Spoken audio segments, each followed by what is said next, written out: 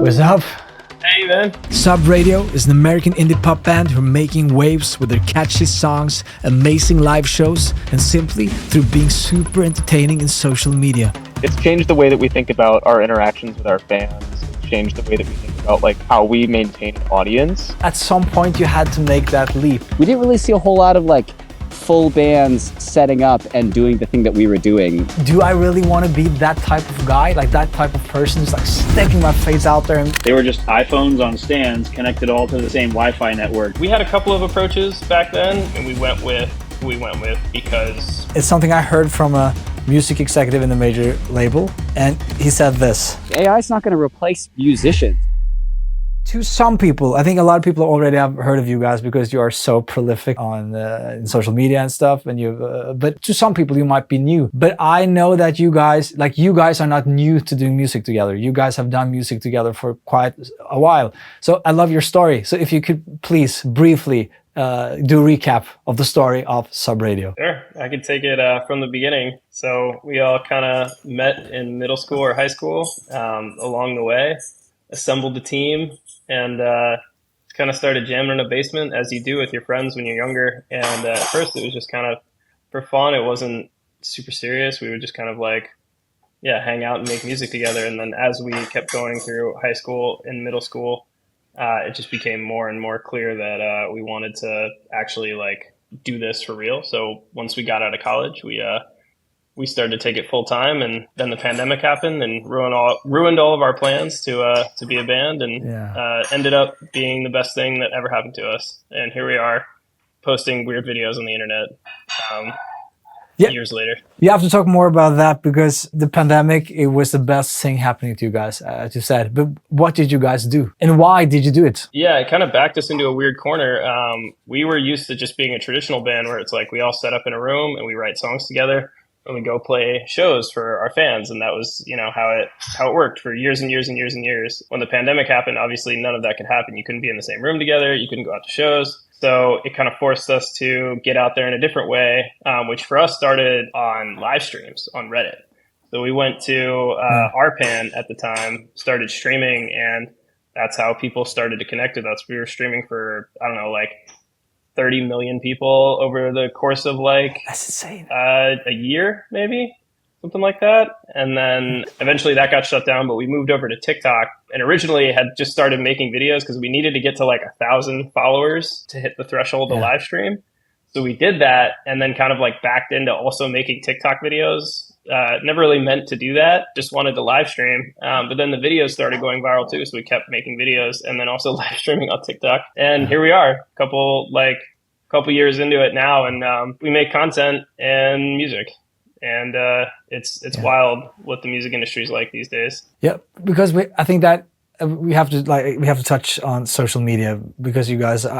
That's how I found you guys, and what I admire about you guys is that you're prolific. You're producing content, and I think you're doing what's necessary to succeed in the modern music industry. But I guess that most people who are doing music, myself included, nobody sets out to do music and then like 80% doing content creation. But that's kind of how the world has turned. Of course, you guys have done what I think is the right thing to do, is instead of sitting down, whining and complaining that a lot of my friends are doing. They're just like, oh, fuck, everything is... You guys are like, this is the world now. Don't think we're not whining and complaining about it. We just don't do it in public. No, yeah, I want to hear what you guys think of this, because now being a musician is as much being a media agency as being actually a musician. What's your feelings about that? Yeah, it used to be that you just made music and sold T-shirts, and now you also have to do all this other stuff. And we have the same conversation that you just described all the time of like, this is an exhausting thing to do, and it's not the thing that we originally signed up to do. I'm sorry, I'm watching dogs right now, so if you hear dogs barking, they want to be part of the show. Maybe I'll let them in at some point. They're all welcome.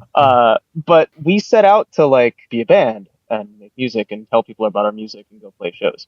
And as it turns out, in 2024, you also need to sort of run your own marketing department and do it with no funding, and do it based entirely on like whatever resources you have at hand. It's exhausting. it, as you said, it takes up way like higher percentage of our time than we ever expected it would. But I also think that it has like, it's changed the way that we think about our interactions with our fans. It's changed the way that we think about like how we maintain an audience in a way that I think is like very positive and good for us. Like we think about all the time, like what would Sub Radio's fans like to see? What would make them happy? What would bring more people into that fan base? And I don't think that we were having those conversations before. It was all about what do we want? And that's really, those are good things to have. It's good to know what you want to do. But I think it has turned us into a band that thinks about our audience in a way that is helpful and productive. And so I'm trying to take that positive out of it, even though, yes, as you said, it's way more time thinking about the Instagram algorithm than I wanted to spend in my life. Exactly. And is it, maybe I'm sensing it wrong, but I guess at some point you had to make that leap. And I can so relate to this myself, that do I really want to be that type of guy, like that type of person who's like sticking my face out there and like kind of forcing my personality in quotation mark, because it is like, I think it's of course it is you guys, but it's you guys with the volume turned up to 11. I guess at like the feeling of shame. Like when did you guys think like, fuck the shame? I don't care what my friends from high school thinks of me. Like if I want to make it, if I want to live my dream, I think this is the only way. And how I look at it still is that the worst thing that happens is that I look like an idiot. And I have done that several times, and I'll probably do that a million times in the future. And if that's the worst case, fuck it. Let's fucking go. I'll be the strange Norwegian guy calling up. No, this played out in real time. I'm fanboying on TikTok. This happened in real time while we were doing our Reddit and TikTok streaming. Because a big part of the appeal of those streams and a big part of the reason they were so big is because like 40% of the audience hated it and would leave like really nasty comments and would make fun of us. And a lot of it revolved around us being cringe, and which is a thing that people are terrified of, or they were terrified of 3 years ago, being cringe, which I guess I gather the definition is sort of just like enjoying a thing that's cringe. And people really got on our case about it. I guess I was thinking about this because after like the first big live stream show that we did during the pandemic, we had like 350,000 people. I left the basement and I was driving home, and I like had a panic attack on the drive home. Because I was like, that's too many people to have seen my face at one time. Now we've just done that like 150 times since then, and it's just been absorbed into my psyche. But all of what you're saying is correct, of like, it is weird to be perceived this much.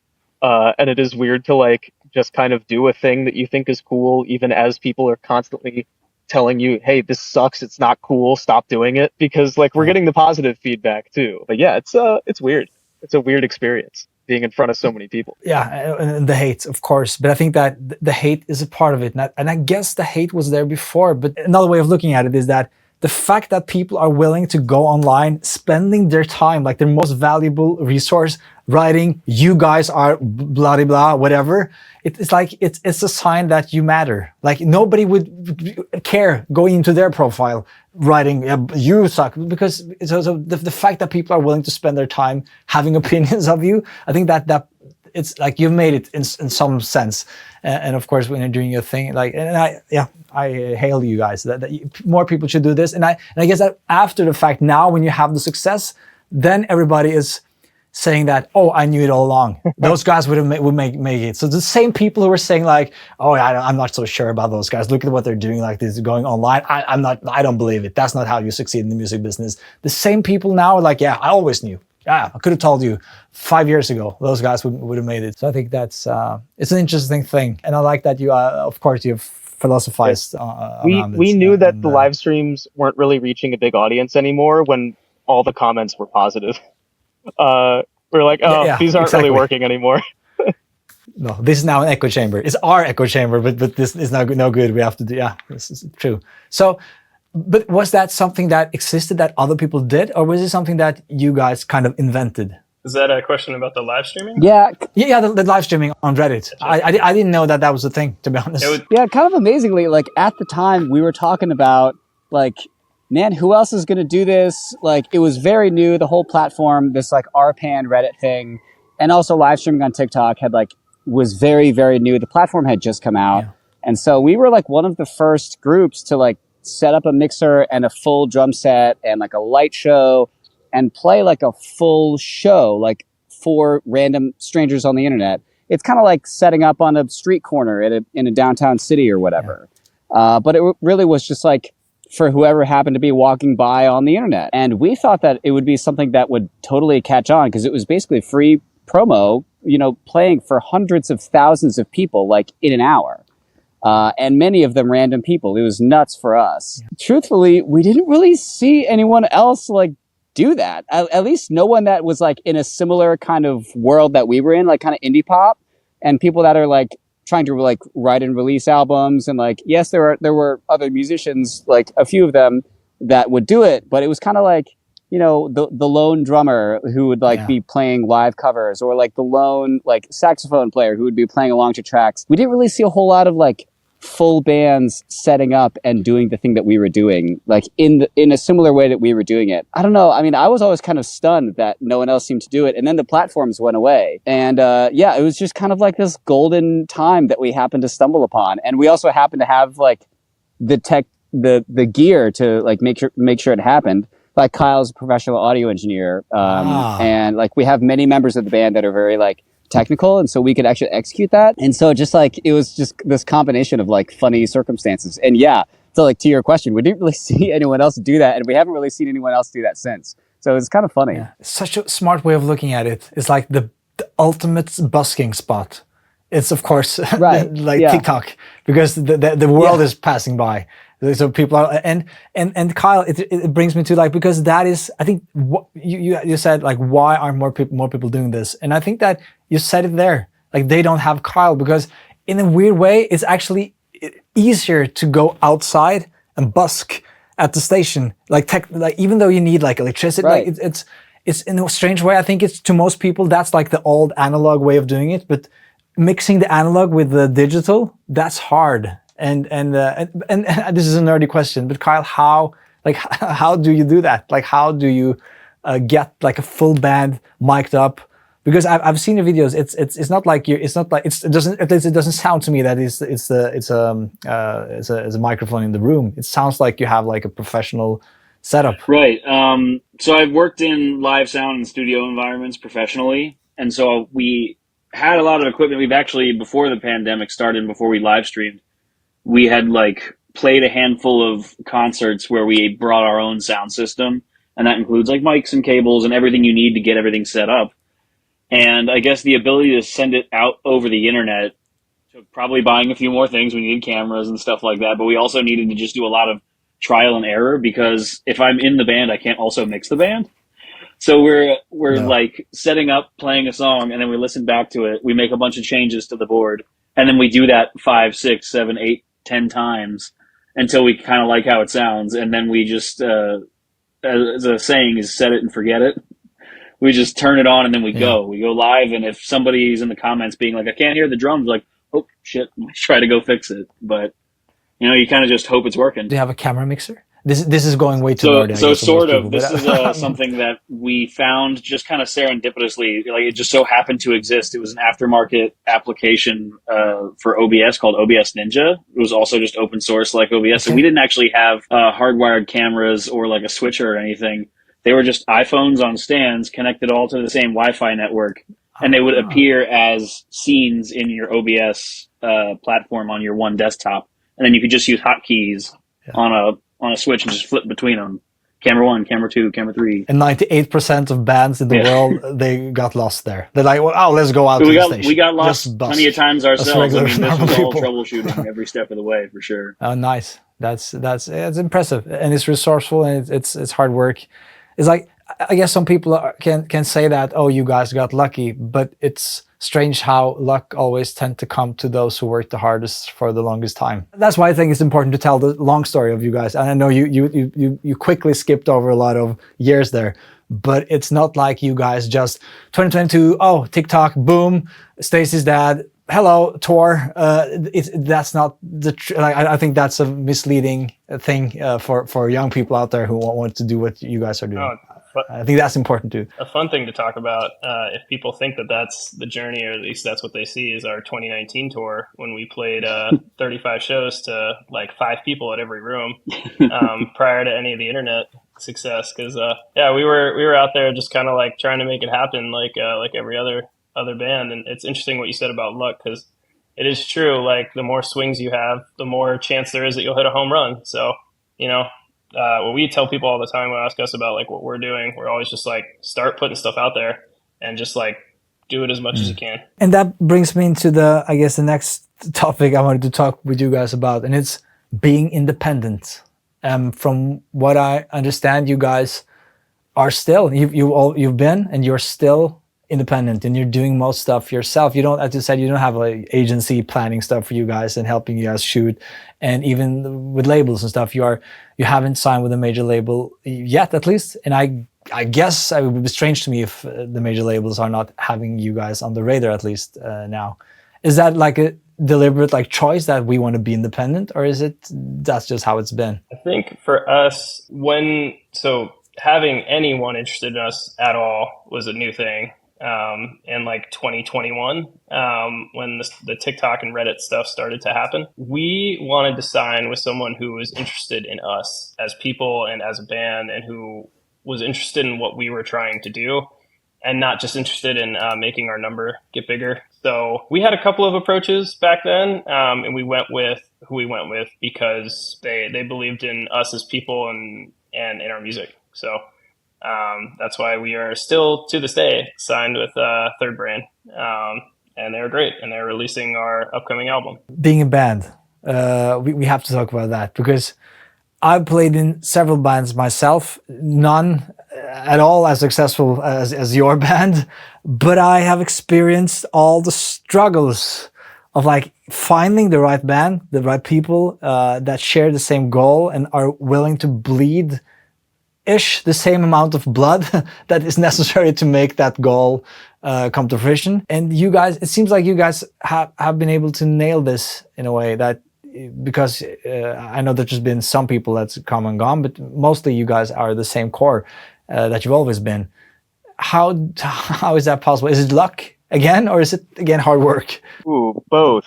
It is both. I think we lucked into having a very like as Michael was saying, a very talented and like multifaceted combination of people with like very different skill sets and very different interests, and that has led us to like do some interesting and creative things that I think other groups wouldn't do. It also means that we just we have more capabilities. We're better at stuff than maybe a lot of other groups of musicians might be. Like we've got at least two engineers in the band. We've got a live sound engineer. We've got a guy who got a music degree. Like there is a lot of capability in this band that I think maybe others don't. But as you said, like it is a fight to make a creative endeavor with so many voices. And I think part of why the content piece is so hard is because all of a sudden we're making so many more discrete little creative decisions than just like what does the song sound like, what are the lyrics, like what is our genre. All of a sudden we're making like 15 little creative decisions a week about like, well, where do I stand in this video? Well, where do we cut the end? What song plays in the background? And it's like, that's not stuff that Beatles had to do. but what costume is John going to wear in this one? Yeah. And like that's all. There's so many more little things that can like derail you, and so we are constantly fighting that of like we know you're going to disagree about creative stuff, but having so many of those decisions to make means that there are like so many more disagreements to wade through, and so that is a struggle. But I think that we found a rhythm with all of that stuff, and we are constantly checking in with each other. I think that's like a big part of the success. Also, is that we're like emotionally intelligent people. We can't just stumble through like 20 years of a creative project without talking about our feelings. And so we try to do that when we can. I think that's smart, and kind of checking your ego at the door in a way that we have this goal that we're going to reach together. And the only way to reach it is to find, like, everybody has to have their place, I guess. And the second thing about being a band is that I have this contrarian statement I want to drop on you guys, and I want to hear what you guys think about it. And it's something I heard from a music executive in a major label. And he said this, bands are a thing of the 70s, 80s, and 90s. We don't sign bands in the 2020s. What's your thoughts hearing that? I think that makes sense from the position of a major label. There's a lot more that can go wrong for them.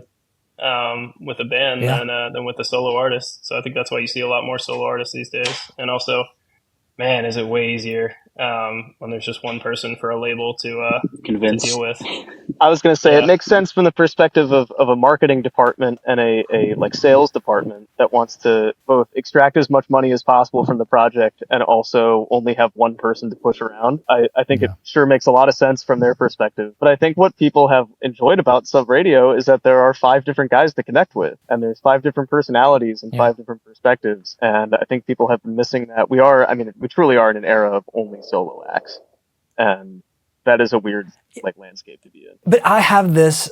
Okay, this is something that I've thought of, and I think that you guys are a part of a coming trend, because this is my thinking. I've been philosophizing on this topic, and AI will disrupt the music industry. It's already disrupting the music industry, and what AI is doing is that creating good digital music. Everybody can do that. My mom can create, I guess, in 5 years already. She can probably write down, make me a Kygo beat, and a Kygo beat will come out. But what she will not be able to do is to learn how to play guitar, drums, keyboards, sing, and do the analog stuff. And I think that we will see, and I think that we're already seeing a longing for the analog, and people want to see real shit, and they want to see that there's tiny mistakes that a live band can make, and when you guys are really in sync, like something magical is happening that I don't think AI will. It will be extremely hard for AI, and I think that we want to pay for the fact that we know that real people have played this and done this, and we can go and watch them live. So I think that bands will do a comeback, and I think that we will see more bands in the future. That is a hypothesis, at least that I have. I don't know what you guys think about that. My thinking. I think that's very interesting. It's funny. We've had like a number of discussions like about AI, like when we're in the tour van and stuff. And yeah, it's a very like I don't know. I find that a lot of people like to think that AI is going to like disrupt everything and change everything for everybody. It's rare that things actually do that, like new technologies and whatnot. Like and we've like had this discussion before, and I don't want to represent everybody here, but like one of my takes from like our conversations that we've had is like, what the I don't know if we can curse on this thing, but like what the fuck is the point of any of this anyway? We're making art like as human beings and like sharing a cultural experience and sharing what comes like through our brain and through our spirit, and we're sharing it with other people. Like that's the whole point of being in a band and being an artist, is like sharing your humanness like with another person. And it's really like that exchange that makes art valuable. Yeah. And so I don't think that part of it is going to be infringed upon by AI like at all. And we're already seeing that with visual art. Like there are like AI can make beautiful landscapes and like all this stuff. But like you see like posts on the internet and just like coming like across posts on the internet of like beautiful landscapes. And then like the second someone says like, oh, the credit is to like, AI, like, whatever it is, then all the comments are like, oh, I don't give a fuck about this anymore. True. Because it's like, it wasn't a person that created that thing. Like there's no exchange there. And so I totally agree. Like AI is not going to replace musicians, because musicians play music, which is an art form, which comes from the human mind and the human soul. And that is the value of that artwork. And so I agree. And I hope that there will be more bands in the future, because bands are awesome. True. That's why we're in a band. It's just fun and good. And we need more bands on Earth. Yeah, I agree with what you said. But don't you think that AI would? I think that that's why I think that bands will make a comeback. Is that I think that some type of artists will maybe struggle in the world where AI is so predominant. For example, my countryman Kygo, like artists like that, I think that standing behind like a computer, doing a live show with just lights, like that can be that can be done by AI. But doing what you guys are doing, I don't know, are you guys even using tracks when you're playing live, or is it what you see is what you get? A little bit.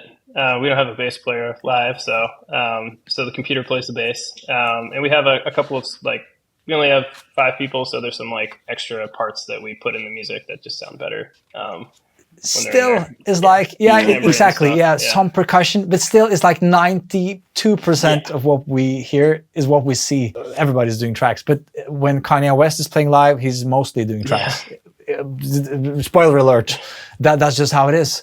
So yeah, it's an interesting thing. I understand what you're saying too, and I think just another reason bands are going to continue to do well is the one thing AI can't ever replace is the human connection live, which I think that's the number one reason people are drawn to us. I think they see our videos online, and I know that's like the perception people have of us, but really the people who are truly fans of us like are the ones who are seeing us live and like making those direct connections, and not going to do that with something that was made by an AI thing. Yeah, it's not the same. Going on record is the show does not suck. We've played a lot of shows.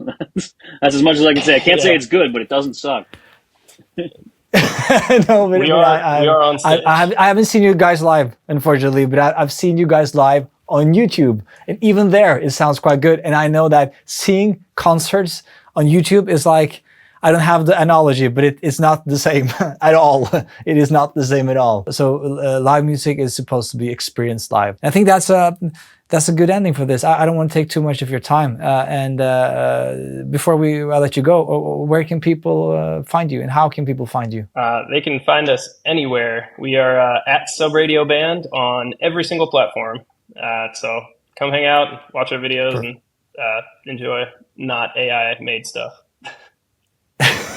Perfect. And if they want to catch you guys live and experience these live shows, when and how? We're going to be on tour from September 15th to October 14th in the US. So come catch us at any of those shows. And we are about to announce some upcoming dates in February and March. So be on the lookout for those as well. We will.